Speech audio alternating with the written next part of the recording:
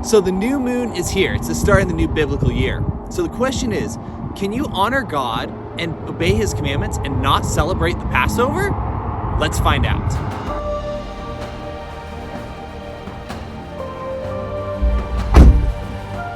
All right, so we've seen the new moon.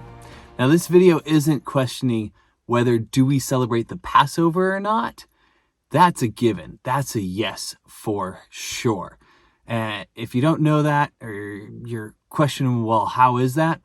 All you gotta do is look up John 14:15, where Christ says, if you love me, keep my commandments. And if you're not sure where those are, they're ATB. So check them out. This video is about, is there a way to follow Yahweh's commandments where you can legally not celebrate the Passover and still honor Yahweh? So let's head on inside and see if we can find that out.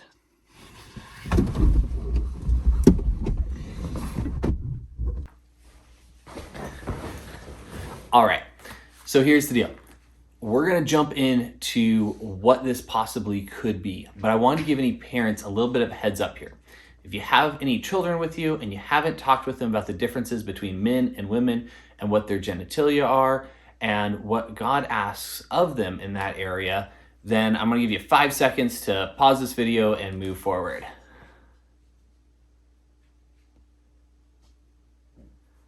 All right, so here's the deal. In order to celebrate the Passover in an honorable way to Yahweh, observing his commandments, there's a couple of things that need to be met. And we're gonna start in Exodus 12. So the first thing is that the Passover is for all of Israel. It's not for foreigners. It is just for Israel. Now, if you believe in the God of Abraham, Isaac, and Jacob, and you've accepted Christ as your Savior, you are grafted into Israel as a native born. So let's go ahead, and since you're watching this video, I'm gonna take a guess that you're already in that part. So now, how do you celebrate it? And is there a way, now that you're a part of Israel, to actually go forward and not celebrate the Passover, which is commanded, we're gonna read it here in a second, and still be honoring to Yahweh? And there's one specific part. So let's jump into that. I'm gonna start in 42, but you should go back and read the entire chapter. It is a night to be observed for Yahweh, for having brought them out of the land of Egypt.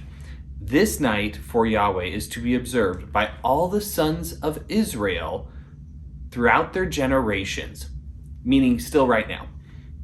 And Yahweh said to Moses and Aaron, this is the ordinance of the Passover. No foreigner is to eat of it. We already discussed that. We agree, you're part of Israel. If you've followed the God of Abraham, Isaac, and Jacob and have accepted Jesus Christ or Yeshua HaMashiach as your Savior. But every man's slave purchased with money after you have circumcised him, then he may eat of it. This is where it is. It all has to do with the penis and whether it has been circumcised or not. Let's keep reading. A sojourner or hired servant shall not eat of it. It is to be eaten in a single house. You are not to bring forth any of the flesh outside of the house, nor are you to break any bone of it. All the congregation of Israel are to celebrate this. So women and children, that includes you. But if a stranger sojourns with you and celebrates the Passover to Yahweh, let all his males be circumcised. Then let him come near to celebrate it. And he shall be like a native of the land, but no uncircumcised person may eat of it.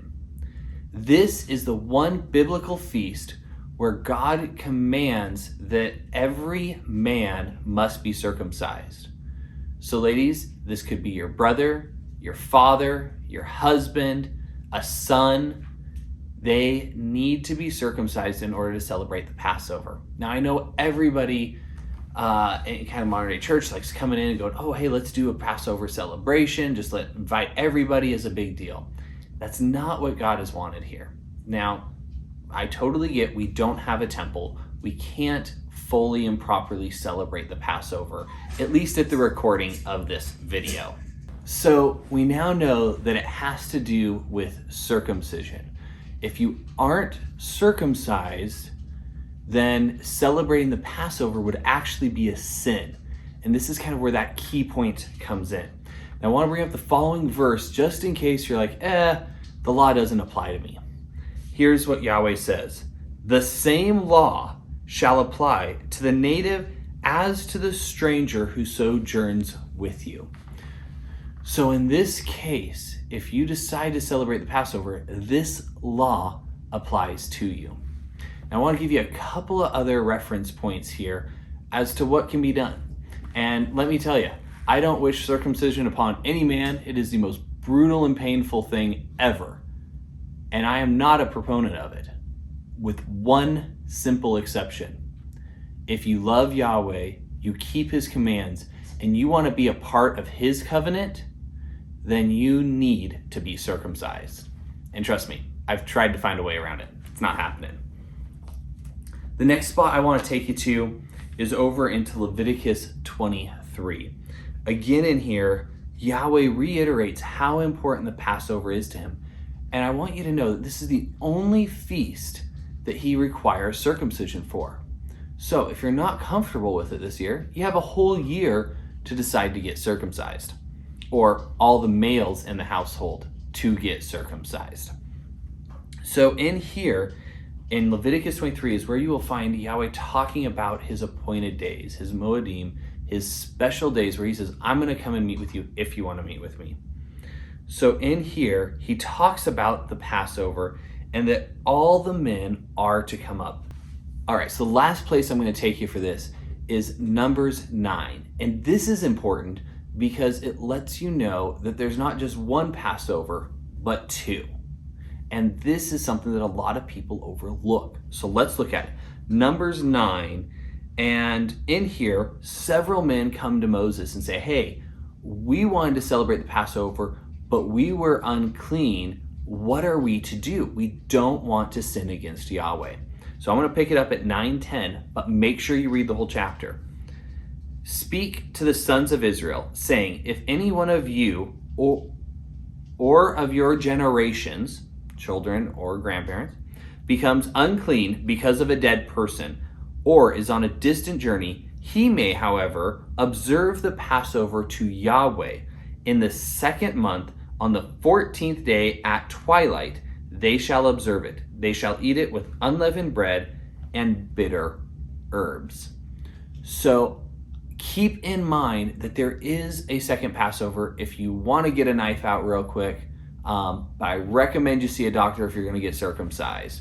So again, ladies, this has to do with all of the men in your life. Men, it has to do with you and all of the men in your life and whether or not they are circumcised. Remember to choose to serve Yahweh, to obey his everlasting commandments, and stay within his blessings. I hope this has been helpful. Leave a comment below. Let me know what your thoughts are on this, and may Yahweh's blessings be with you.